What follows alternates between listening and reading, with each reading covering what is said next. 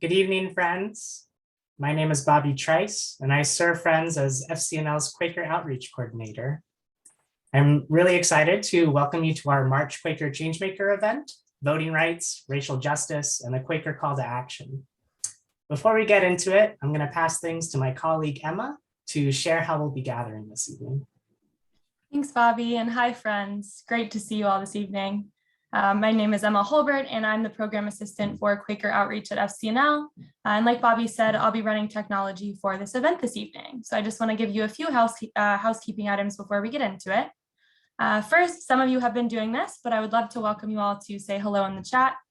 You can share your name, where you're from, and meeting or church if you're a part of one. This is a great way to build community virtually, and it's really fun to see who is here in the chat. So yeah, can't wait to see that, and we're so glad that you're here.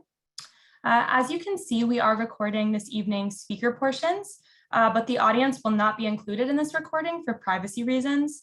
That being said, feel free to turn off your video if you are at all uncomfortable with keeping it on. In addition, captioning is available automatically, so you can see my words popping up at the bottom of the screen. If you don't want to see those captions, you can click on the live transcript option at the bottom of your Zoom toolbar and then click hide subtitles, and that will hide them on your own screen. We will have some time for you to ask questions towards the end of the event, and we'll do our best to address as many questions as we have time for. We'll likely not get to all of them, but we're going to try. So I'd invite you to please just submit your questions in the chat throughout the event, and I will make sure that they reach our panelists. One more thing, if you're calling in on the phone, you can press *9 to raise your hand if you have a question you would like to ask during the Q&A portion, and then we'll unmute you and invite you to ask your question via the phone. Finally, if you are in need of any sort of Zoom tech support or any support at all, please feel free to message me privately or to email me at eholbert@fcnl.org. And on that note, back to you, Bobby. Thanks, Emma. Before we start, please join me in just a few moments of centering silence and worship in the Quaker tradition.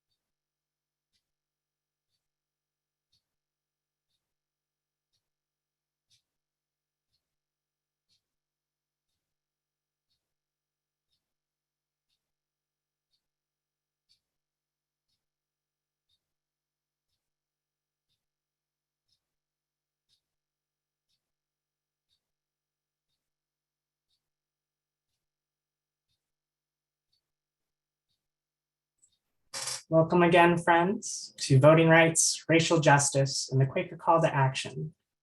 So why are we having this conversation tonight? Well, FCNL and Friends have long advocated for equitable access to the ballot box. We believe our democracy, just like our Quaker faith, needs all our voices to thrive. But the right to vote is under attack. In the United States today, far too many people, especially people of color, are facing restrictions and barriers to their voting rights, reminiscent of the Jim Crow days. As state legislatures continue to introduce and enact voter suppression laws, Congress stalls the national voting rights debate, and the midterm elections approach, how can we ensure everyone's vote counts as a matter of faith, practice, and policy? Joining me to discuss these questions and these issues are José Santos Woss and Jaycee Brown, bringing their perspectives on voting rights and racial justice from both Capitol Hill and local communities. So José is FCNL's Director for Justice Reform and leads FCNL's work on policing, election integrity, including voting rights. He helps to lead the Interfaith Criminal Justice Coalition, an alliance of more than 40 national faith groups advocating to end mass incarceration. And prior to joining FCNL, José was the policy fellow for the American Friends Service Committee, bringing Quaker values to a busy policy portfolio consisting of criminal justice reform, human rights, and peace-building research. His passion for racial justice led him to help lead a coalition advocating for the human rights of Dominicans of Haitian descent facing statelessness. Jose is a proud son of immigrants who's passionate about political process, public service, and social justice. He's a member of Friends Meeting of Washington, as am I. So I first met Jose when I was an FCNL advocacy corps organizer in 2018, working on policing. And ever since, I've really appreciated his critical Quaker perspective on how white supremacy and systemic racism pervade the policy problems we work on. Jose, I'm really grateful that you're willing to share your lens with us as part of this conversation tonight. And Jaycee Brown, a native of Crystal Springs, Mississippi, is a graduate student at the University of Pittsburgh's School of Social Work with a community organization and social action concentration. She received her Bachelor of Social Work from the University of Mississippi, UM, as a first-gen student.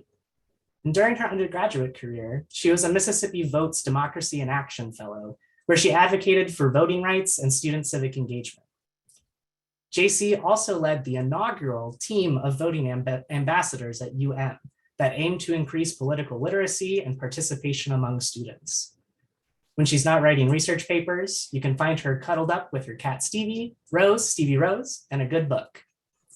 So Jaycee and I met at our virtual spring lobby weekend event last year when we lobbied her Mississippi officials for police reform together.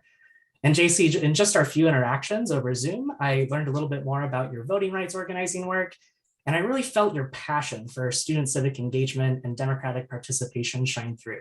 And I can't wait to hear more about your work and learn from your perspective this evening.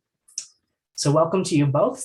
I'm really honored and excited to be in conversation with you about advocacy and organizing on voting rights, the disproportionate impact of voter suppression on communities of color, and the way forward in continuing to do this work of dismantling discriminatory disenfranchisement to ensure we can all share our truth on election day.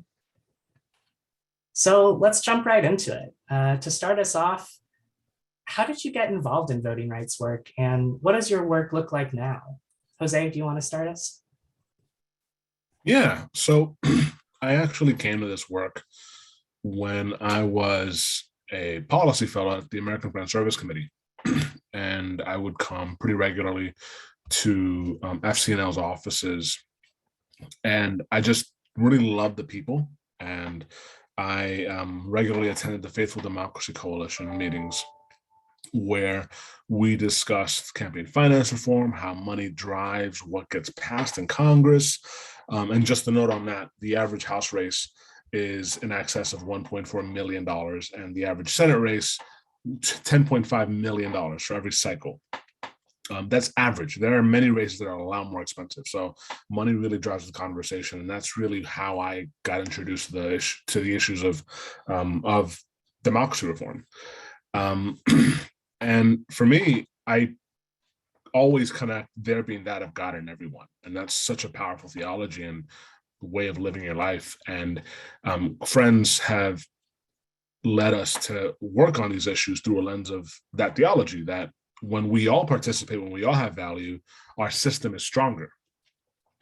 And that really drives the work that we do. The work today involves meetings with coalition partners, trying to understand what's possible, and just continuing to push even when Congress doesn't necessarily do its job. We know that voter suppression continues, and we have to have that persistent, faithful approach to solving these issues.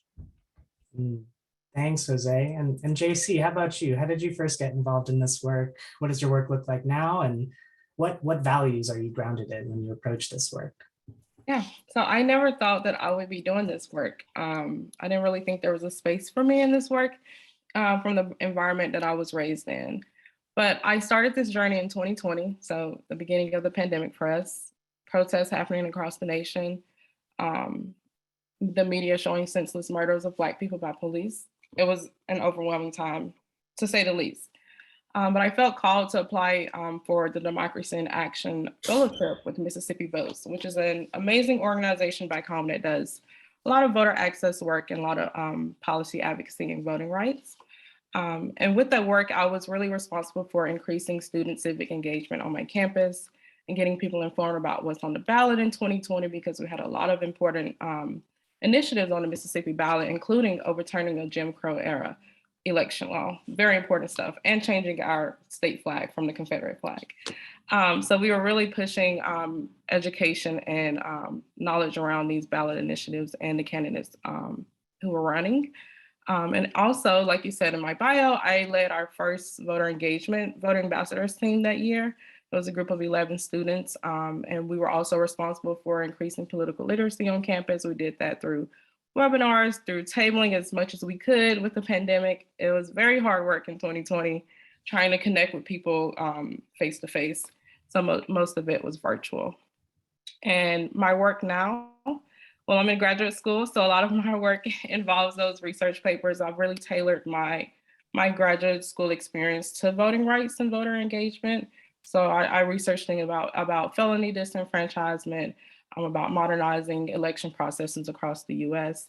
And also I've done some work with some local community orgs, trying to help them build capacity in their voter engagement efforts. Last semester, I worked with this organization called West End Power. And the organization was really just one person doing like all this amazing work.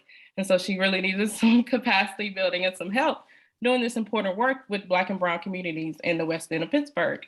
And so I helped her with some tabling, some canvassing. I helped build like a voter manual for if she brings on volunteers, they can have, here's the do's and don'ts of voter registration or voter engagement. Here's how to talk to people about getting involved in the electoral process. So that's what my work kind of looks like right now. Right now, I'm working on some campaigns for the elections this year. We have a lot of important races in Pittsburgh. So really trying to get plugged into the Pittsburgh space, bring my knowledge from Mississippi to this area, which is a completely different field for voting. And the values that ground me are kind of aligned with my professional values of social work. So empathy, social justice, dignity and worth of a human being, because all of us have a voice and all of us should be able to use that voice and choose who represent us in office. Thanks, Jaycee, and thank you both. I love this common theme of every voice matters because of that inner light, Quakers might call it. Jaycee, you mentioned the inherent dignity and worth of the person, which is a core social work value. And want to take this opportunity to note all three of us on this panel tonight have degrees in social work and a background in the profession, which is just a fun commonality. But really, it connects well to Quaker values too, those two particular pieces. And I want to use that connection to tell just one example of Quaker Changemakers following a call to witness on voting rights. I know we have some friends from the Poughkeepsie meeting in New York here with us today, and I want to shout them out for their persistent Quaker call to action, reaching all the way back to 1965 when one of their members marched in Selma all the way to now. So last year, Poughkeepsie meeting drafted a letter calling on all friends to advocate for key pieces of voting rights legislation, which we shared with our network. They then asked me to come visit virtually and lead a lobby training on voting rights legislation. And after many, many persistent attempts, they just had a successful lobby visit with one of their senators' offices. So it's that persistence and that clarity of the Quaker call to action on voting rights that has shown me time and time again that friends do have a role to play in ensuring everyone is involved in the political process.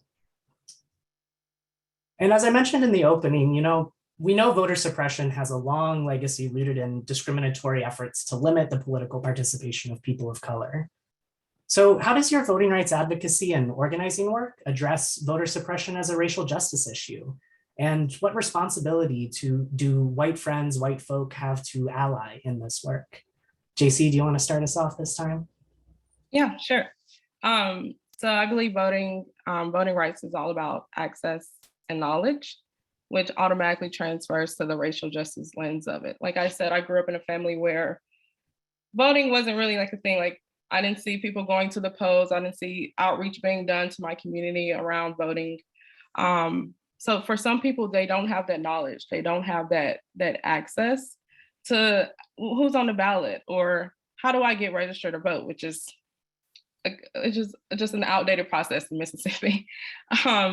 So I really think it's about access and knowledge, and that's what my work aims to do. That's what voter mobilization aims to do. I aim to do. I know when I was doing my work back home, I was doing a lot of outreach to Black student groups or minority student groups on campus, and trying to do that outreach with them, because most of them didn't have that knowledge of, you can go here and find this information, or this is like, if we do go vote, usually we'll go vote how our family tells us to. Like, we'll go down the line. I know the first time I voted, which is kind of sad, but the first time I voted, which I didn't have much knowledge about the voting process, I was 18, and I went down the line just voting Democrats, in which we shouldn't have to do that. We should be able to go to the polls informed and knowledgeable on who's on the ballot and their issues and how they align with our issues. So I really think that's how my work translates to voting rights as a racial justice issue, because a lot of white communities, they have that access and that knowledge, that social capital to know like the inner workings of politics. So yeah, and what you had a second question, I can't remember. Oh yeah, just the responsibility of white folks, white friends, Quakers to ally in this work. Yeah, so I think with this work is all about a power shift of who has the conversation, who's holding the conversation, who's at the front of the conversation, who's defining the problem and the solution. When we have a lot of people who are gathering and organizing, who are white people, and not really, and are at the front of these movements that really affect Black and Brown communities without the Black and Brown voice there and at the front, you kind of get into that cycle of the majority group is defining what the problem is, and they're defining the solution with it, when that should not be the case. It should be the people who are most affected by the issue at the front of the movement and saying, this is how this affects my life, and not just like data and like saying 50% of Black people don't vote, but like, why don't we vote? What does that actually translate to? And how can we kind of solve our problems? Kind of goes into that social work value of being able to know and advocate for yourself, and not advocating for that person and choosing what the solution is for them.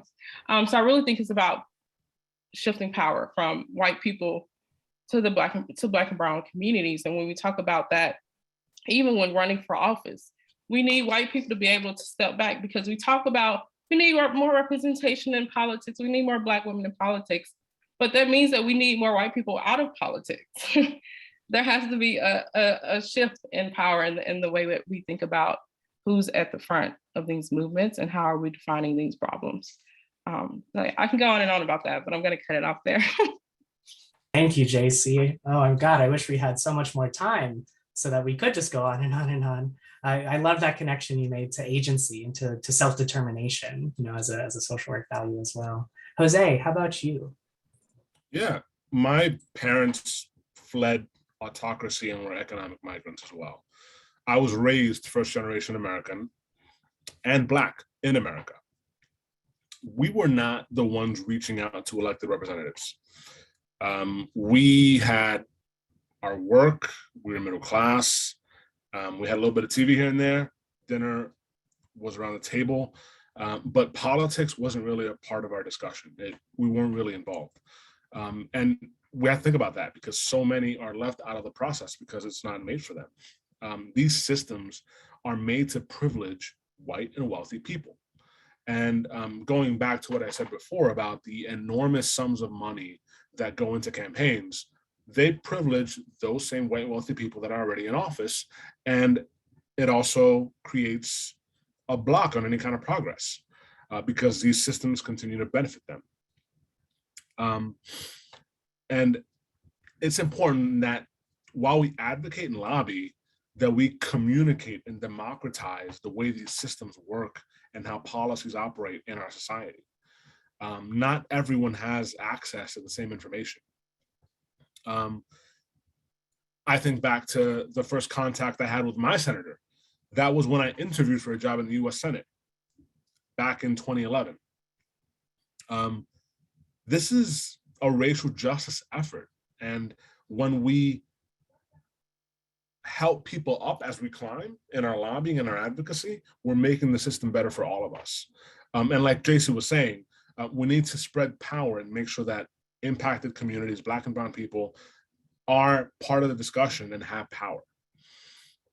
And that leads me to the point about what white folks can do. Friends have a lot of privilege, and let's be honest, they tend to be white. Y'all really have a responsibility to create networks with other churches, organizations, and advocate to change these systems.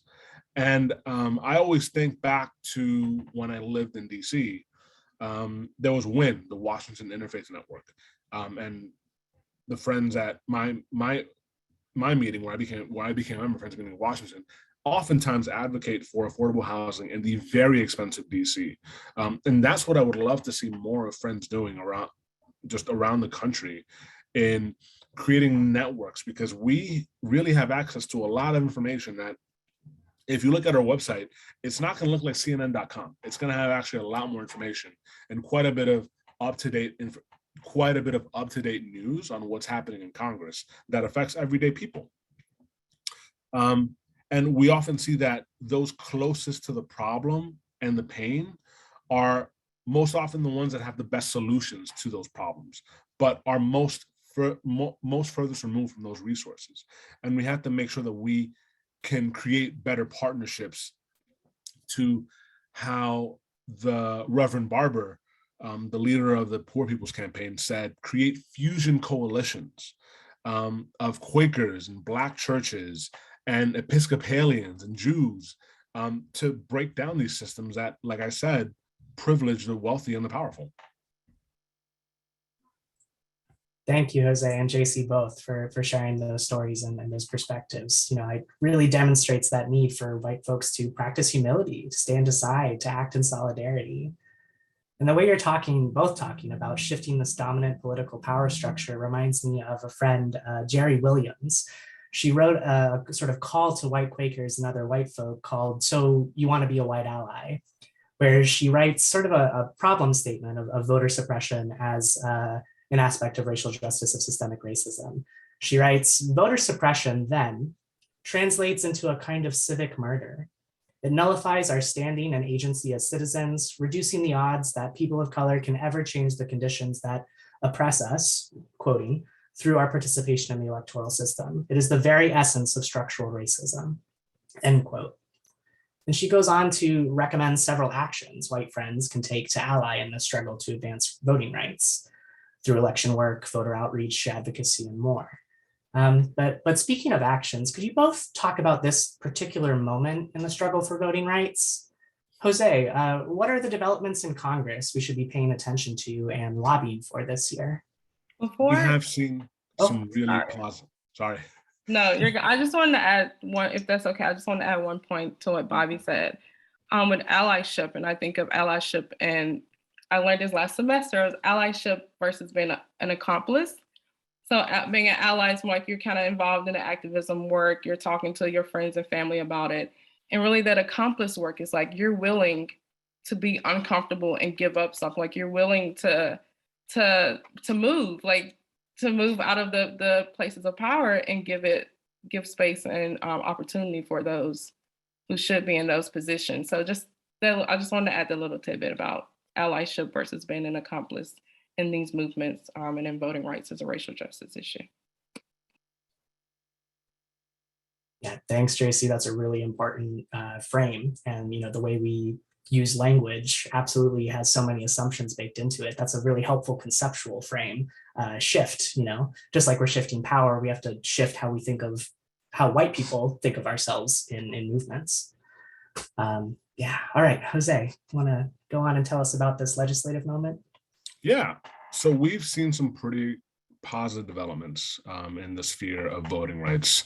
The House and Senate have both had several votes to move forward with voting rights legislation, namely the Freedom to Vote Act and the John R. Lewis Voting Rights Advancement Act. These, unfortunately, were blocked in the Senate because, as many of you know, there's a 60 vote threshold for most, not all, but most pieces of legislation in the Senate. Therefore, you need all 50 Democrats and 10 Republicans to side with those Democrats to pass legislation. Because the minority leader was exercising his right to the floor and not allowing voting rights to be debated on the floor, there was some parliamentary magic that I was really excited to see. Essentially, there was a NASA infrastructure / contract licensing bill that had ping pong between the House and the Senate and the House again, and it was sitting over at the House. What the leader did, what Senate Majority Leader Chuck Schumer did, was he worked with Speaker Pelosi to modify that bill in the House, bring it to the Rules Committee, which can package bills and essentially write the rules of how they're going to be discussed on the floor. They took the Freedom to Vote Act and the John Lewis Voting Rights Advancement Act and packaged those two bills into the NASA contract licensing bill, passed it, sent it over to the Senate as a message, which therefore moved around the 60 vote threshold, opening up debate on the Senate floor for the first time in this Congress. And that was really exciting to see, because we saw how if we all raise our voices, there are ways that we can get it done. And there was a vigorous debate where both sides were discussing voting rights and their positions on the matter. Some of it was very frustrating. I won't get too much into those details, but it is available on C-SPAN. Exciting television to watch. I recommend it. And we unfortunately didn't get the result that we wanted. The bill failed to reach the 60 vote threshold once debate was closed and they moved to cloture. But then they moved to try to appeal the ruling of the chair, meaning the 60 vote threshold, and they took a vote to try to change the rules. The change that was proposed was allowing for this bill to pass with a majority only vote, just this bill.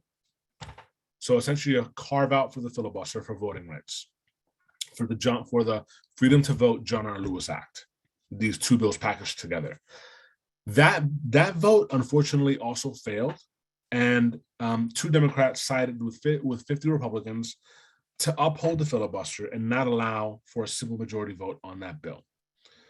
So it's really disappointing that state legislatures across the country are suppressing the vote on a simple majority vote, but the Senate, the US Senate, wouldn't take this bill up on a simple majority vote. It doesn't mean that this is over. Like I said before, just because Congress didn't do its job, it doesn't mean that voter suppression stops or ends. So we had to continue raising our voices and push for this to be brought up again and again and again and again until we get it done. And that's very similar to what happened with the Voting Rights Act and Civil Rights Act. Advocates continued pushing, and essentially we got it done. And I just want to end on a positive on that note. It was really promising to see all these senators talking about voting rights, that we had this debate, and it's forever in the congressional record. I think that in and of itself is a win, even if the result wasn't what we wanted ultimately. Thanks, Jose. Thanks for setting up this legislative moment for us. And yeah, that's all part of FCNL's theory of change, that long-term moving the needle, like you said, even having that debate, those statements in the congressional record means we've moved the conversation forward, which is really powerful to hear. And Jaycee, can we hear from you now? What are you seeing, hearing from folks mobilizing around voter suppression in local communities? What sort of opportunities and challenges do local voting rights organizers face this year? Yeah, so there are people on the ground doing this work. There are so many people who are really in groups that are really working around the clock, which is something I really enjoy now, because at first it was like you would only see people talking about getting out the vote when it comes to the presidential election. But now we're seeing movements and groups moving towards year-long, like year-round voter engagement work, which is really cool, because we have to keep doing this work even when there's not a presidential election going on, because what really matters, in my opinion, are those local elections, state reps, your city council members, your aldermen, So really getting out the vote all year round, even when there's not an election in the year.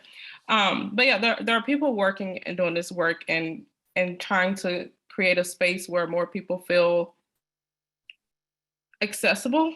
Like, because sometimes, most of the time, this space, voting and being and organizing and being in politics, feels inaccessible to Black and Brown people. And I speak primarily for myself. It's still, even doing this work, in a sense, it still feels inaccessible to me. Like I'm speaking in a different language than my white counterparts who are organizing in this work. But I really want to speak on the challenge part about for organizers and also people who are running for office this year. And really the biggest challenge has been redistricting. The drawing of lines, which we know has a very long history of gerrymandering and just racial issues. But we have candidates in Pittsburgh who are running for two separate elections. So we have in the 24th district, the representative, he became the first Black mayor of Pittsburgh. And so his seat is up. And so you have to do a special election for someone to win and then hold that seat until November till the general election. But then you also have the primary election. So imagine trying to explain all these moving parts to potential voters when you're going out and trying to get out the vote and trying to get people informed about what's going on in their communities.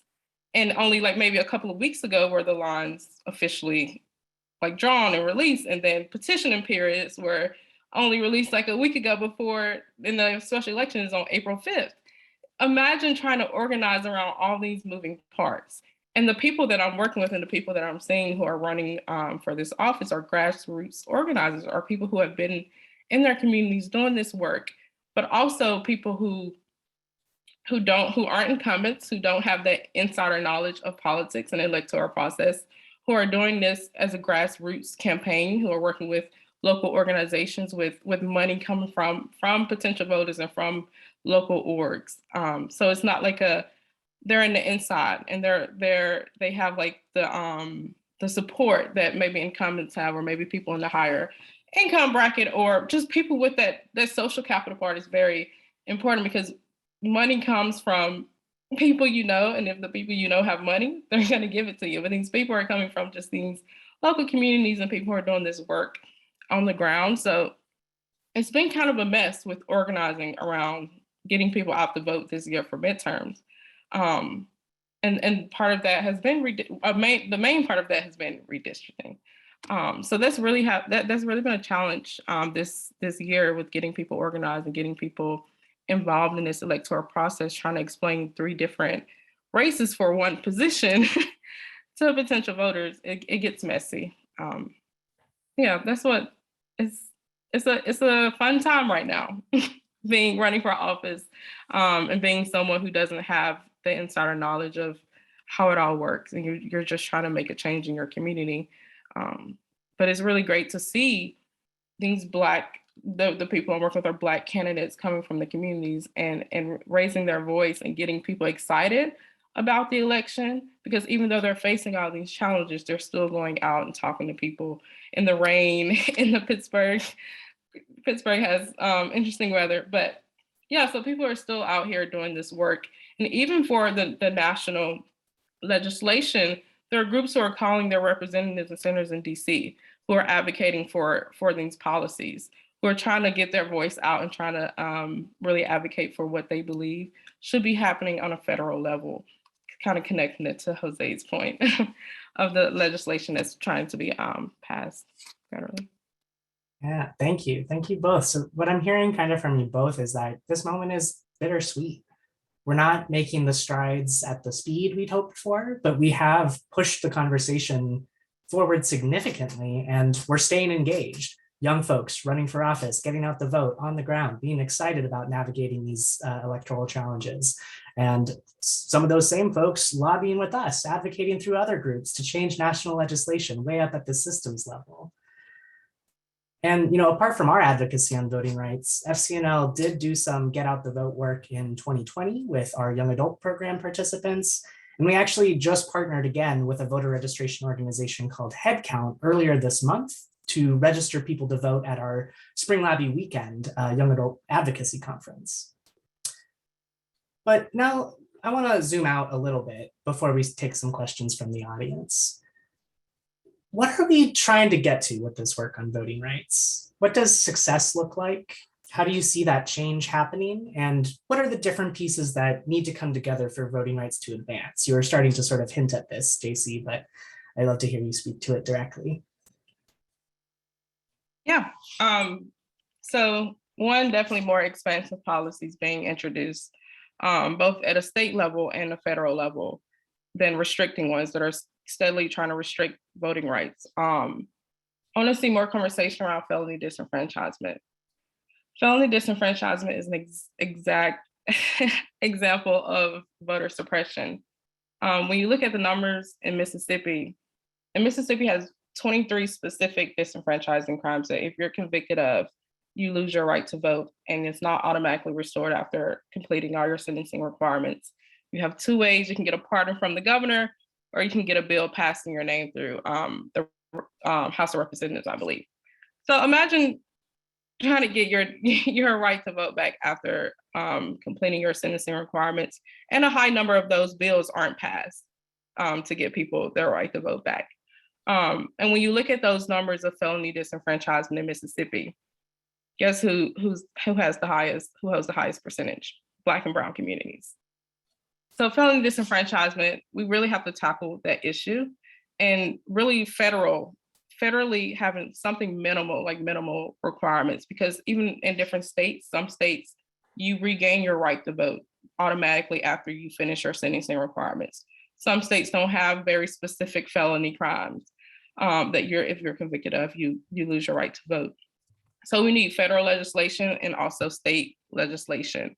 I personally feel there shouldn't be any felony disenfranchisement because especially very specific crimes, when you see statistically those crimes are seen in Black and brown communities. And that goes into a larger picture of socioeconomic status, access to resources. And I'm not gonna nerd out on that, but more conversation around felony disenfranchisement, more rights for people in prison who aren't convicted of those felonies, who still can vote, but that outreach isn't seen a lot in the prison population.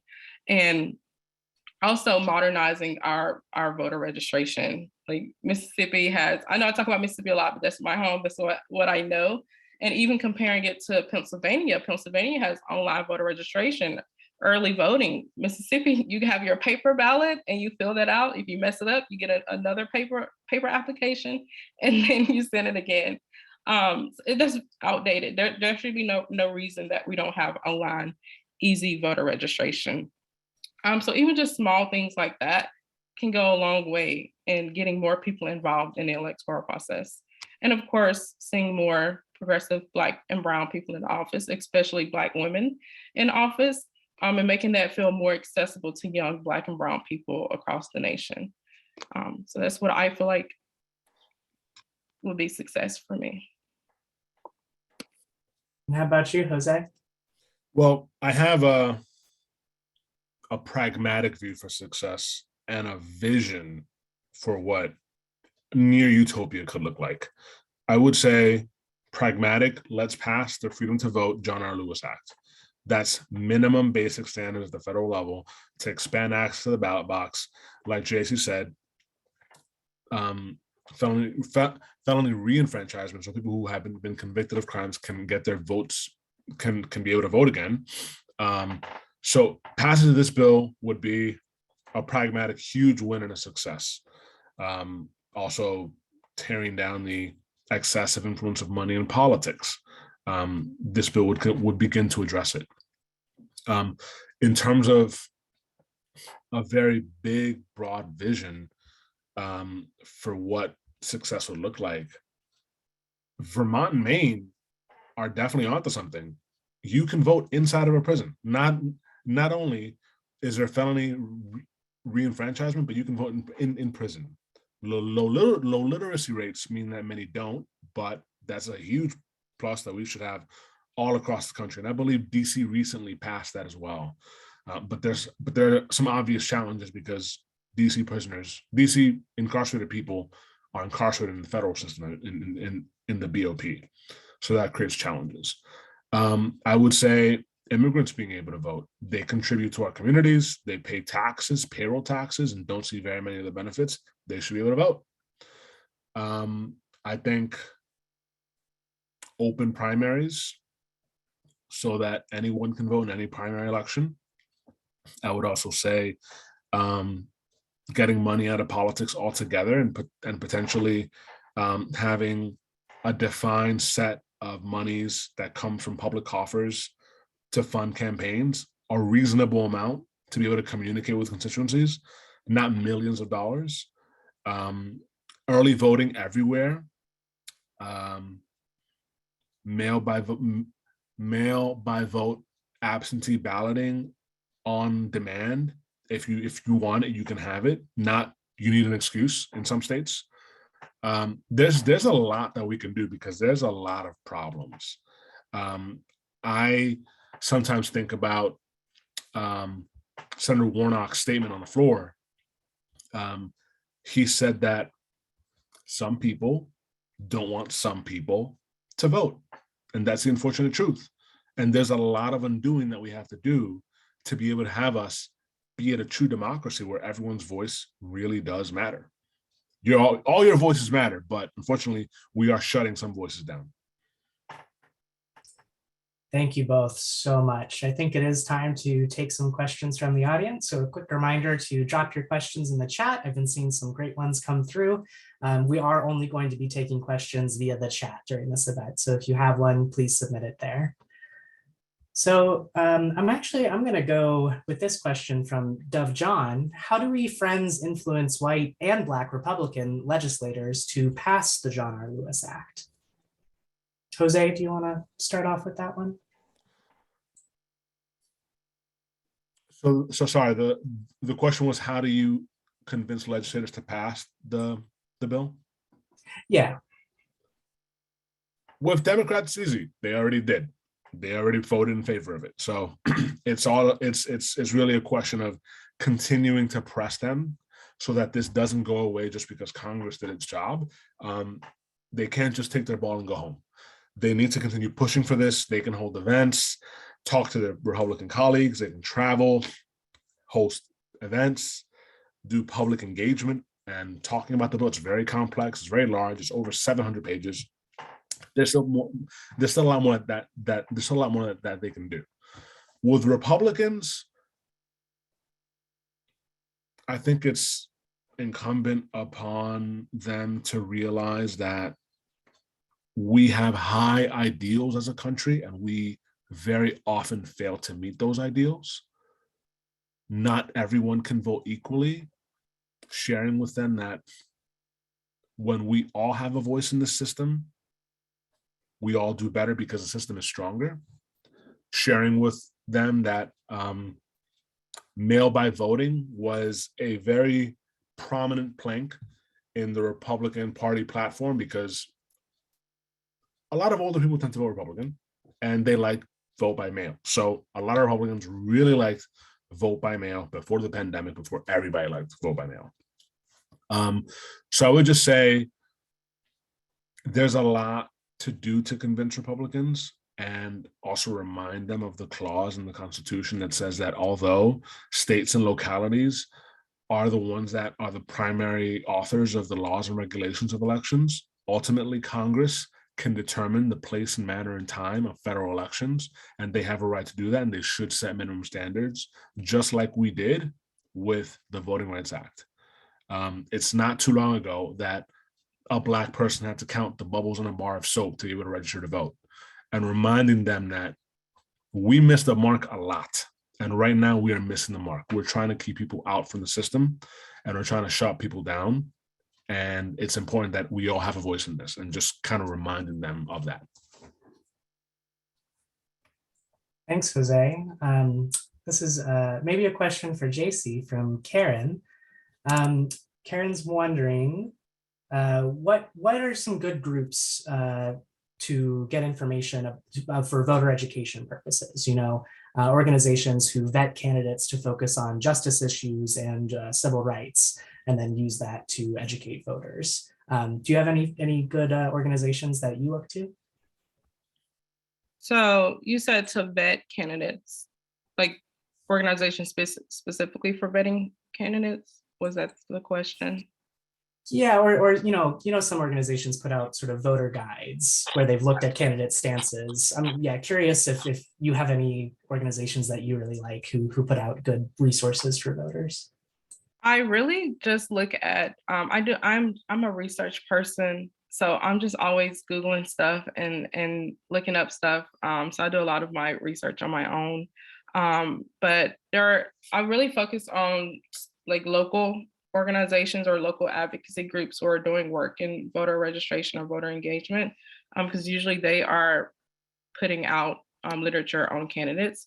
I'm not sure what state you're in or what community you're in. But for me, I when I was back home, I was focused on Mississippi Votes literature because they put out so much stuff around the ballot initiatives or who's on the ballot and ways to get informed. I use Ballotpedia a lot. But I can't think of any national organizations that I use because a lot of my stuff is I'm going to go down a rabbit hole looking at candidates and and what their issue is. Sorry, I couldn't be more help for that question. That was great. Thank you. Thank you, Jaycee. We're going to go to a question from Jonathan Slocum, perhaps for Jose. What are the threats to the vote? Procedural hoops to jump through, intimidation, legislation, conservative lawsuits? Can you speak to some of those threats? I would say, like I was saying, like I mentioned before at the top, the fact that we don't all have access to the same information. We aren't all as engaged as we all should be. If you're middle class probably don't feel like you have the time or that it's worth it for you. I think that especially for those people, the complexity of the system, where is your polling place? When is the primary? When is the general? Where do the candidates stand on the issues? Who's running for governor? What's a comptroller? I think to the extent that you can volunteer your time and help people to understand the process better, reach out to other churches and hold events there, to maybe partner with an organization like the League of Women Voters is great everywhere. So democratizing this information is a great way to help democracy, because it's really made to privilege a select few, and so there's a lot of complexity, and it's not easy to navigate. And to the extent that you can make that a little bit more manageable, I think that would be a really big help. Great, thank you. I'm gonna close on, let's see, a question. This is maybe our last question from the audience, getting at sort of the different tactics used to advance voting rights. Deb Fink asks, is it more effective to push for early voting or to put our muscle behind getting people out on election day? How do you balance working on Congress versus community organizing? And I think we have two folks really equipped to take on that question. So I'd love to hear from you both. Okay, well, I'll start. I think there's a world we can do both. So early voting, I feel, especially in the times that we have now, which you saw a lot of states expanding their voting regulations. Even Mississippi expanded their voting regulations during the pandemic of allowing people to early vote in absentee without a specific excuse. And you saw people utilizing that option. So I feel like more for me, it's what can we do to make it easier? So I don't really put much on the actual, well, I do in a sense, because that's the option that we primarily have in Mississippi of like the day of the election. But what can we do to make people vote regardless of even if they're not voting in person on election day? If they should have access to early voting, they should have access to mail by vote without an excuse. If that increases, which it does, it increases participation. You see the data in states that have more modernized voting processes, that people actually utilize those options that make their lives easier. Like if someone mentioned in the chat, why is an election day a national holiday? I asked that question too. But that goes into having absentee and voting by mail or early voting options, people who can't necessarily make to get out to vote on that day. I hope I answered that question well, but I don't see it as an or issue, but kind of an and, like we can do both of these at the same time. Jose, you want to jump in? Yeah. So for me, it's really easy. I only work on policy. So the work that I do is really policy focused, trying to create change in the legislature, pushing bills in Congress, working in coalition, communicating as much of that back to friends across the country and constituents that we advocate with and for. Personally, it's been tricky because I move around a lot. I know when I lived in DC, something that I was really passionate about, well, two things I was really passionate about was advocating for affordable housing because it's an incredibly expensive city. And it used to be called Chocolate City because a lot of Black people live there, but it's looking a lot more like a latte these days. And it's just hard to live there. So I did a lot of work on affordable housing. I also did work with members of the city council on trying to pass small donor financing so that people can have more access, more regular people with lived everyday experiences can have access to elected office. And now here in Maryland, where I live in Baltimore, I'm looking at getting more engaged with the governor's race. This is one of the richest states in the nation, having the second highest, actually the first highest per capita income in the country, second only to Washington, D.C., which is not a state. So there are a lot of problems here in Baltimore that I'm really just incensed about. I'm a foster parent, and I see how the schools are here in Baltimore, not to get too down that road of local politics, but there's a lot of money for police, but not as much money for schools. And it's a really rich state. So that keeps me up at night. And I think about that a lot. I think it's an issue of please partner with us at FCNL, work on the issues that we advocate for, and we're going to give you a lot of great information to be able to do that, and all the tools that you need to successfully lobby on these important issues, but also get engaged locally, because all politics really is local.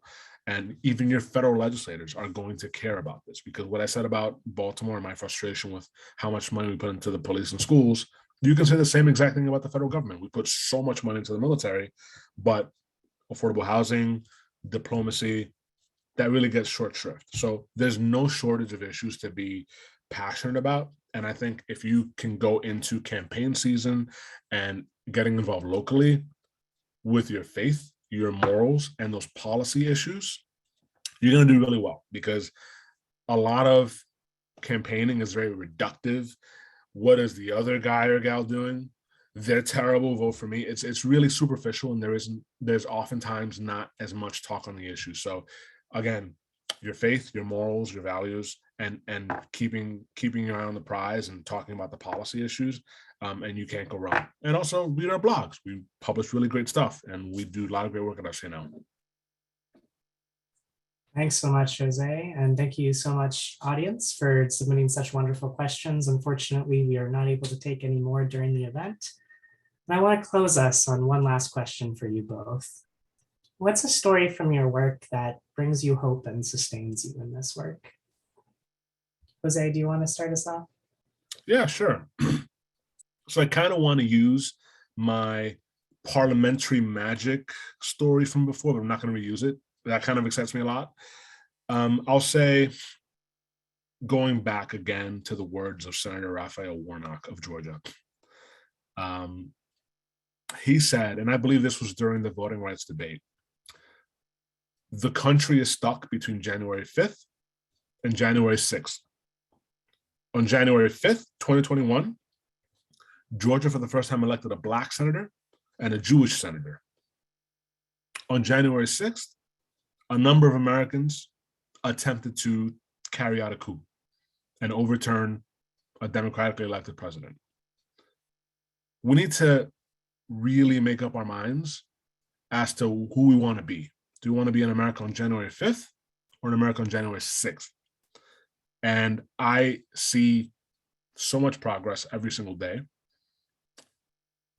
that it gives me hope in when I'm really just dejected and down, thinking about how white supremacy is virtually baked into every aspect and element of our society and how much more we have to do to make justice a reality. I look at Judge Ketanji Brown Jackson. I look at Black leaders like Cori Bush from Missouri. I look at a lot of elected officials that are of color that have very, very different lived experience, and often lived experience very much like my own. We are making progress. Things are getting better. And that gives me hope. Thank you, Jose. That gave me a little hope just now. How about you, Jaycee?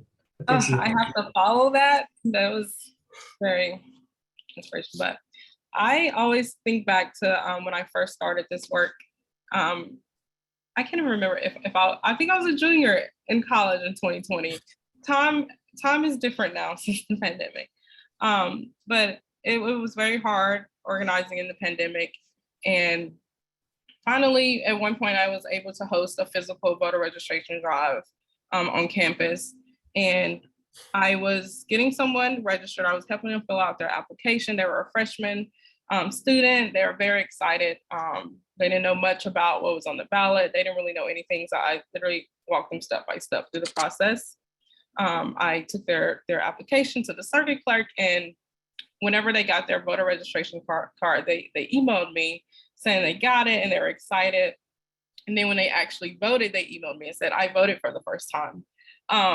And so just having that moment kind of, for me, in my memories of, I wasn't thinking about voting a lot when I was a freshman. I mean, I voted, but it was like, again, I went down the road and I was like, yeah, I'm gonna vote because I'm registered to vote now. But this person was really involved. I sent them ballotpedia resources about the initiatives on the ballot, candidate backgrounds, and kind of what their issue was. And I really, when I was registering them, I really talked to them about what was important to them and kind of where do they see themselves in this kind of space. And so I really think about that a lot, because you have this narrative that young people don't really care about this work or aren't really engaged in this work, in which there are a lot of young people who don't vote, who don't go out and exercise their right, but there are also a lot of people who do, and a lot of young people who are involved in these movements on the ground. You saw in 2020, young people were out on the streets protesting all summer across the nation. And so I really think about that moment a lot when I'm doing this work, and when you have those low moments of when amazing legislation like the John Lewis Rights Advancement Act wasn't passed, you think about those moments that really, how you touch the life of one person. And in social work, we always talk about, you can't help everybody, but when you do help someone, it's that moment, kind of that full circle moment of feeling like you did some good in the world, even if it was just like one person that you were able to touch. Thank you, Jaycee, and thank you, Jose, so much for both of those stories, for giving us some hope to fill our cups and to remind us why we stay in this work. Just to close, my hope really comes from everything you both have shared tonight, but also from Quaker's commitment to ensuring access to the ballot box, like Poughkeepsie Friends, who I mentioned earlier. You know, in every Quaker meeting I've been a part of, we've taken on some voter advocacy and outreach work. And across the country, I see Quakers and like-minded friends raising their voices as part of this call to recognize the sacred and honor that of God in each of us. Because we know limiting political freedom and voting rights is limiting continuing revelation. We won't stop our witness until everyone has access to exercise their full political freedom at the polls. And I hope you'll join us. With that, I want to say thank you so much, Jose and Jaycee, for a fabulous conversation. Thank you so much for your time, for your perspectives, your stories, for the hope you've given us all.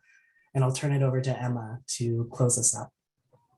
Yeah, thanks, Bobby. And thanks so much, Jaycee and Jose. That was just amazing. Before we head out, before we conclude our discussion for the evening, I want to make sure you know about a few things. The first is that I hope some of you, if not all of you, have been participating in FCNL's legislative priorities process over the past few months in your Quaker communities. We really appreciate all you've been doing there. And we actually just extended the deadline until April 19th, so you have a little bit longer to get those priorities in. In addition, if you were at all inspired by tonight's discussion, I know I was, and want to take action, I'm going to put an action alert in the chat. And that's just one tiny way that you can start to take action on this issue. And then finally, I'd invite you all to join us for next month's Quaker Changemaker event in April, which we're calling War is Not the Answer in Yemen. And that will take place on April 20th. And I'll put that in the chat as well. All right, thank you all so much for joining this Quaker Changemaker event on voting rights and racial justice. And a special thank you to our amazing panelists, Jose and Jaycee, as well as our amazing moderator, Bobby. Have a great night, everyone. Thank you so much, and we hope to see you next month.